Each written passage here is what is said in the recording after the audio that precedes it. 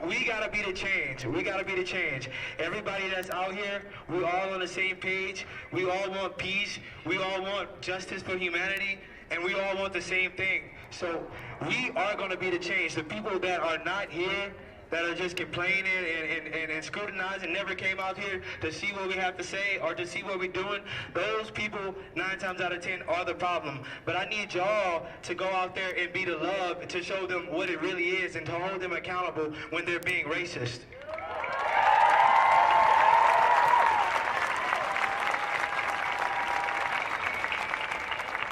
Yeah, so it's been a long time that we've been fighting this, you know, racism and this injustice. It's been a very long time that we've been fighting it, and you know, I'm really surprised that I'm happen to be up here today talking about these subjects.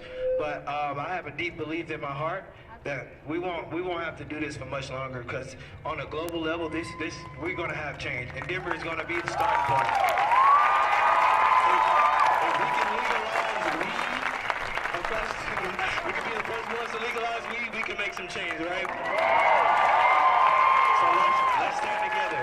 So who do we have coming up next? I'm just going to reiterate, just so y'all know.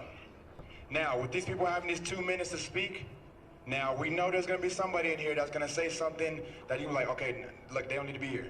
So when you see me come here and take the mic, please don't egg them on, like, let them speak, this and that. I am trying to control our space, not the person, our space, okay? So I don't want everybody to be like, what is he doing? Why did he just take, okay? Just understand that, okay? We got to stay organized, okay? Can we agree with that? Now, I ain't doing what the police been doing and using unreasonable force. I'm trained to do this, okay? So just please trust me, okay? All right, can we understand that? I'm gonna pass. I just want to make sure I let that know, because the media will try to put us on there and be like, look what they're doing up there. They just jacked them up. Like, you know what I'm saying? I just want to make sure I address that. So I'm gonna pass it back to Neil. We're gonna start talking, okay? Is that good? We good? Thank you. All right, y'all. Thank you. So we're gonna bring up the next speaker. Like we said, this is a platform for everybody. We want to hear from everybody. We want to hear all views and perspectives. That's the only way that we're gonna get real change, and we need to be together on that, right? So I'm gonna bring up one of my brothers, Christian. Y'all give him a big round of applause, please.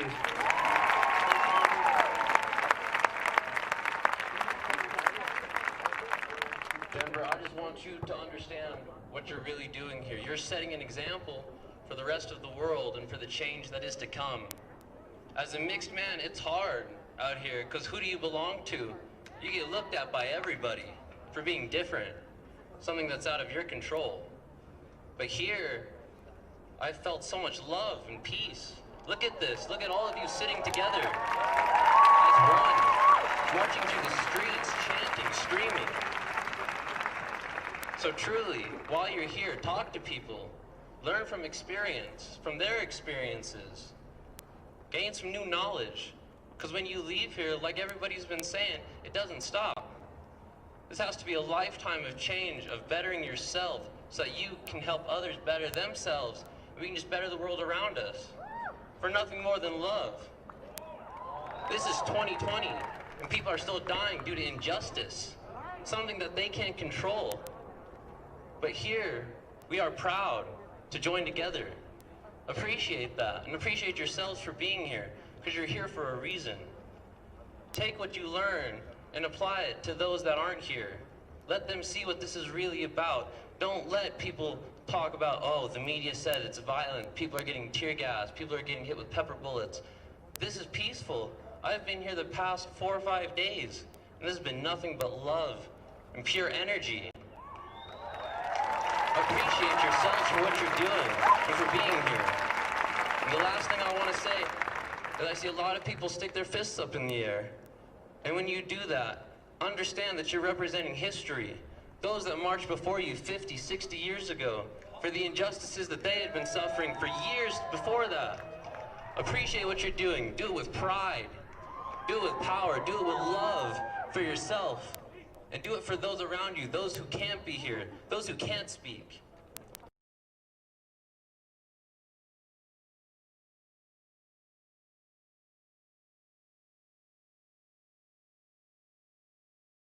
For the first time in my life, I would say these past 2 or 3 weeks, I have been proud to be a black man in America. I've been very proud. I love you guys. Let's bring up the next speaker. Introducing our sister, Kristen. I'm sorry.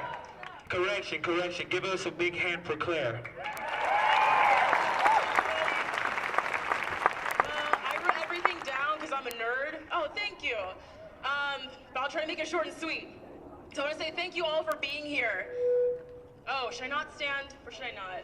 Is it good? Okay, well, I'm good. So I want to say thank you all for being here. As a lot of you people know, the burden of ending racism cannot just end, or cannot just be on people of color or on black people. Can I just, did it back up? Okay, all right, maybe it's a little bit better. So I want to thank you all for being here. It's going to take all of us working together to end this. And thanks to this demonstration, I believe that that is possible.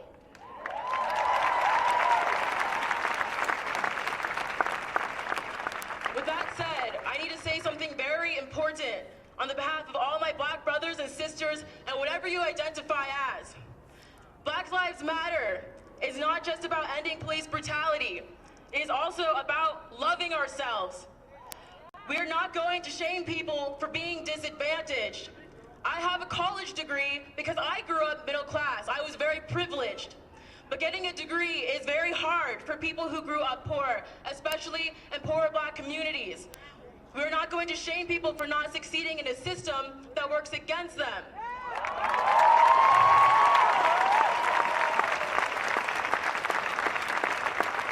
Instead, we're going to change that system.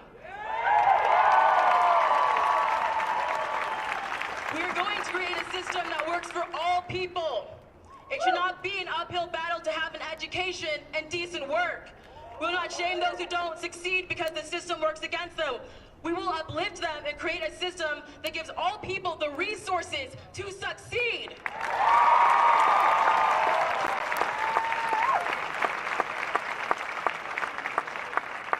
We're not going to shame black people for how we dress. Loving our clothes, loving our hair, loving the styles we have created is loving our blackness.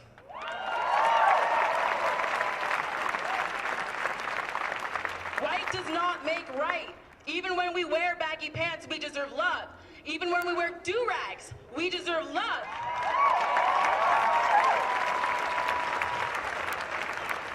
Even when our hair is in a fro, we deserve love. And weaves too.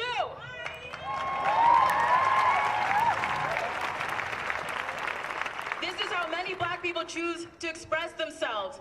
Wearing these clothes is a stance against white supremacy. Our expression does not deserve shame, it deserves love.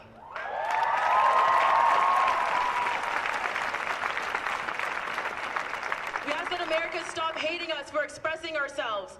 Black people, we need to love ourselves fiercely. Fiercely! We need to love our hair, our skin, our almond eyes, our lips, our noses. Black is beautiful.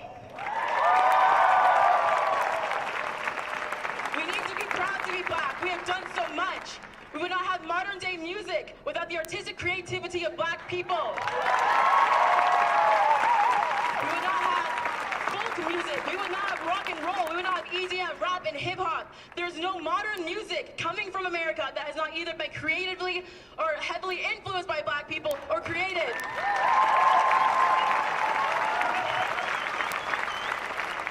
Black people have been oppressed for centuries, and we have met that oppression with creativity. Be proud. We are beautiful. So I will try to wrap this up. Black Lives Matter is not just about feeling sorry about what black people are going through. It is about loving us.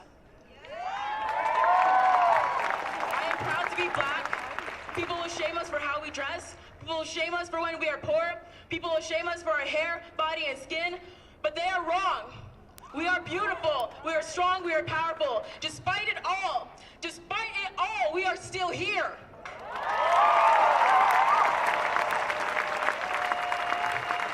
I want to end with this. I want other black people to say it loud and say it proud. I'm black and I'm proud. I'm black and I'm proud. Tell everybody. Y'all give us a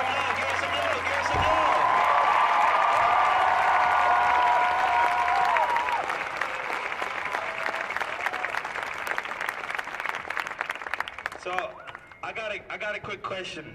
How many of us in the crowd today are over 50 years old today? Raise your hand. Clap it up for them. Clap it up for them. Even though you guys are the boomer generation, it's okay. We still clap. I was just kidding. Yo, so what y'all gotta realize is they're out here supporting us. They see through the veil. So everybody that didn't raise their hand, I need y'all to be out here when we become the system, because right now we're fighting against the system. They're the system. But when we become the system, because eventually we will be the system, I need y'all to be out here fighting for our kids the same way they're out here fighting for us.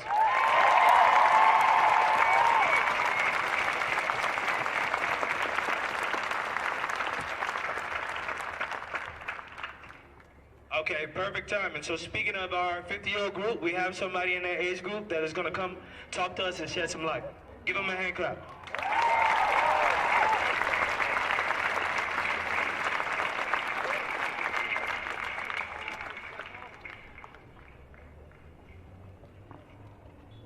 What's up, people?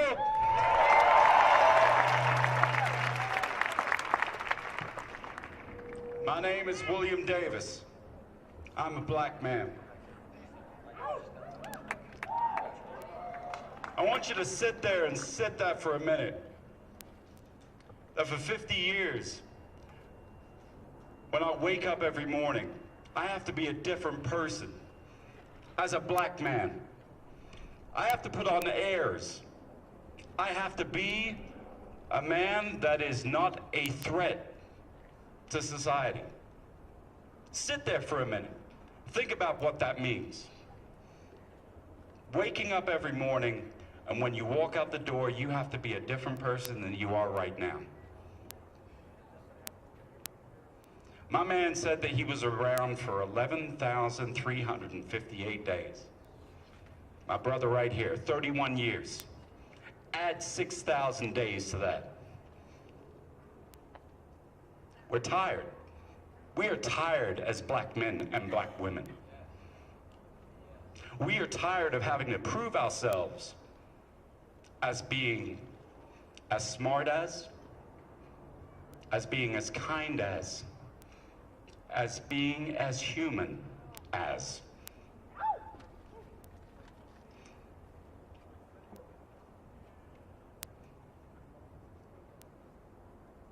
I'm no activist. For the last 25 years, I have listened to my brothers and sisters as they have cried out, as we have been brutalized. It's not our fault. They were doing something wrong. They shouldn't have been in the position that they were in. They knew better. How many of you out there had to wake up with that reality?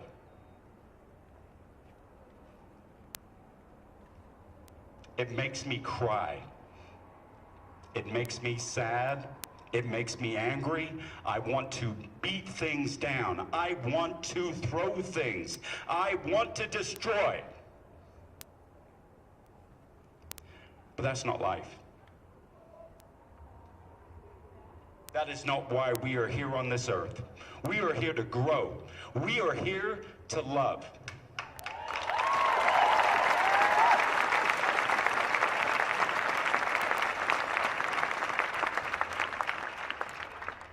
It makes me glad. It makes me proud. I have a daughter, much the age of many of you in front of me, that I can feel hope that this is the beginning. That for 50 years, maybe, just maybe, we can make a change.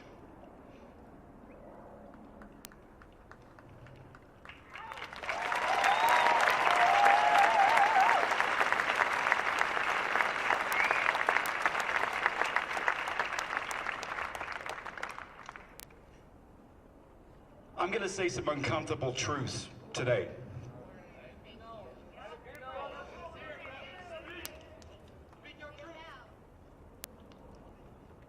As a black man, we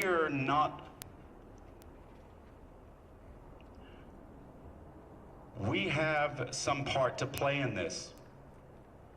We are complicit, my black brothers and sisters. We are. 8 minutes and 46 seconds. That's what it took to take a man's life. I want you to look around you, my black brothers and sisters, and see how long it took. If you've spent 8 minutes and 46 seconds talking to the white people that are here to support us today, that's where reconciliation comes from. That is how we are able to grow as a society. That is how we are going to overturn this system.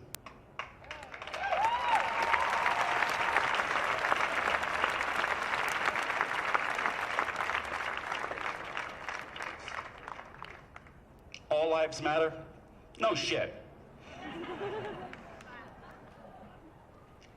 Thanks for being master of the obvious. We know that. But what I see before me is a true change. It is a way where we can take those 8 minutes and 46 seconds that George Floyd lost, and we are able to convert that into 8 minutes and 46 seconds where we can change a person's opinion of racism, how they play a part in this. And this doesn't mean black or white. I'm referring to my Latino friends out there. You know your racist Tia.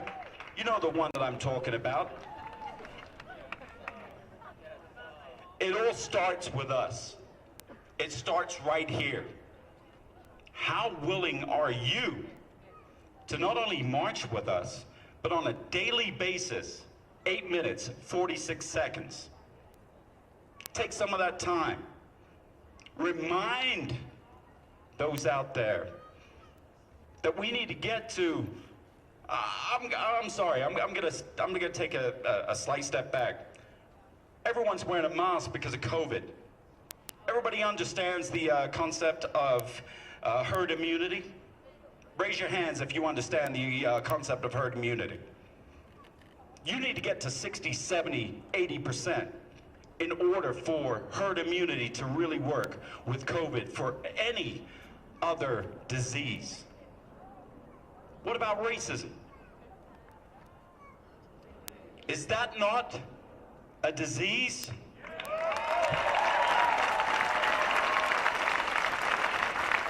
Now, I've spoken way too long. I've spoken way too long. There are many people that have experiences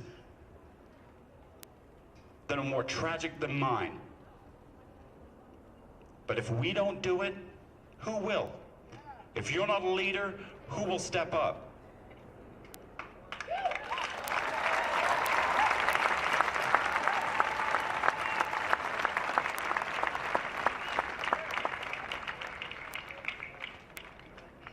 Everybody that raised their hands just a few minutes ago, I need y'all to see how powerful y'all are when y'all speak.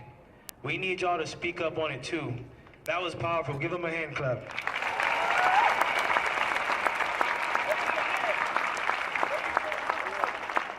Put y'all hands in the air. We need y'all to speak up too, because y'all have power. We all have power. This is true power. But if we come together, I guarantee you we can make this world a better place, and we will. Let's clap that up. Clap it up. Clap it up.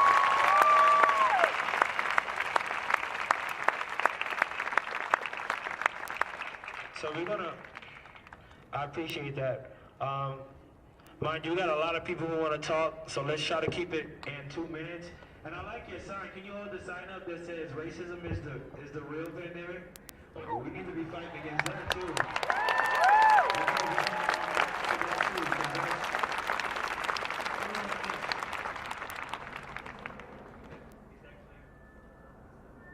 Go ahead.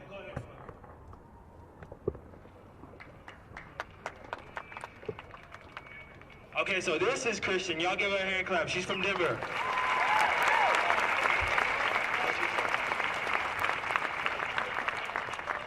Alright, I've been out here since like last Friday, and I just felt the need to fucking say some shit, because every single time a white person gets up here, we all know as white people what the fuck is about to happen.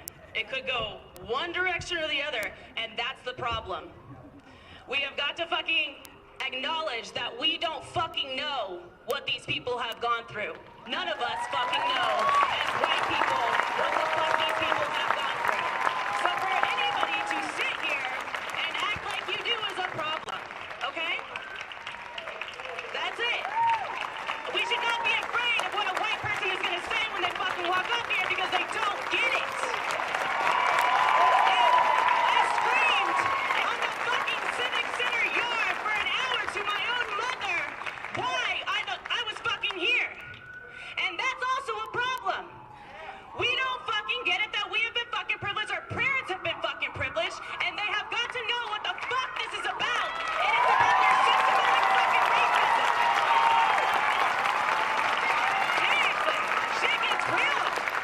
I like sit here and watch it happen, dude. We're all in this together, and we need to know why we're here, which is for injustice. Injustice at the hands of fucking people in power. We have all been suppressed in this area. You know what it means to be suppressed, whether you have a black friend or a brown friend. You showed up today because you understand what your people have gone through. That's all you can understand.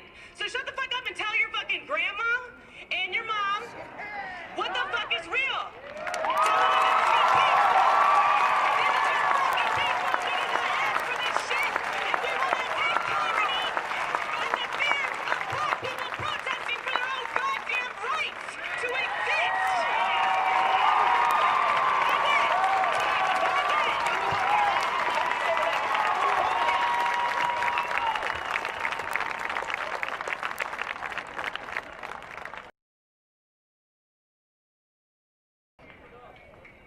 Wow. I think we got a new member, y'all. Wow. Did y'all hear what she said? Yo, when y'all in y'all inner crowds and there's no black people around and you want to be a real hero, stand up for what's right. Don't let them. You've seen it. You've seen it. We're asking for peace. We're asking for love. We're asking for organization. After 400 years of oppression, we have to be the ones to bring the peace. We need help. We need y'all help. I wish I could do it alone, but we need everybody. Make sure y'all holding people accountable. Real quick, we are love. We are love. We are love. We are love. We are love. We are love. We are love. We are love. Remember, when y'all say that, y'all gotta mean it. Let's bring up Jenny. Where you from, Jenny?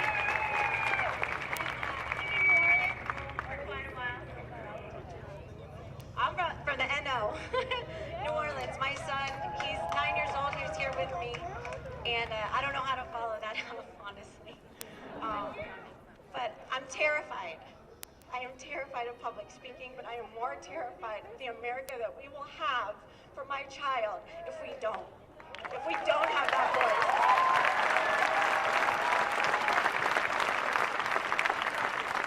We are doing uncomfortable things. I don't know about you, but I am. I live in Parker. A girlfriend over here, she lives in Parker. It's very conservative. Yeah, there we go. I mean, I'm seeing these you know, Trump flags, and we know what that means now. But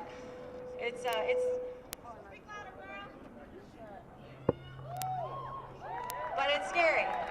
I just want to share a little story I had the other day with my family, my privileged white moderate family, and that's as a Latina. I was trying to explain to them what's going on, how important this is. I lived in New Orleans. I lived there right after Katrina. I don't know if you guys know anything about what happened there. It was real. It was serious. If it wasn't blatant enough, how oppressed the people are in New Orleans. It's there, and it lives, and there's segregation acceptance to this day. It's nuts. Pittsburgh all over. But I'm proud my son was born in New Orleans, and he knows that part, and I'm proud he's here in Denver today.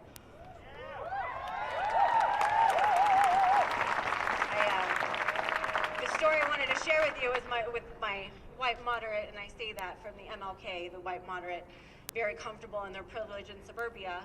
I was trying to tell them what we can do. We can get out there. We can talk to people. And you know, I was getting my merch. I was getting my Black Lives Matter tote, and you know, he's a little privileged. And like, well, did you get that from an African American owned company? And he said, you know what, bro? Good point. Good point. We need to support that. Let's do that. Let's support those businesses and help them thrive. Thank you. And my other cousin said, you know what, if you want change, you know what you can do? You can contribute to politicians that are going to overthrow these racist fucks, pardon me, in other states. You know, let's do that. And I said, you know what, you're right. Let's do that. Let's do that. But what they wouldn't do is put that sign in their front yard. They wouldn't put that flag up. And I said, that's not enough. You're not out. That's not your get out of jail free card. What you need to do is you need to have those uncomfortable conversations with your neighbors. You need to let them know who you are. And not angry, because I've been angry. And it doesn't work. It didn't work. It does not work. You protest but yeah, it didn't work. You need to open that door of communication to these people of privilege next to you, and educate them. Some of these people are good people. Like Martin Luther King said, it is the white moderate that is the most dangerous, the silent white.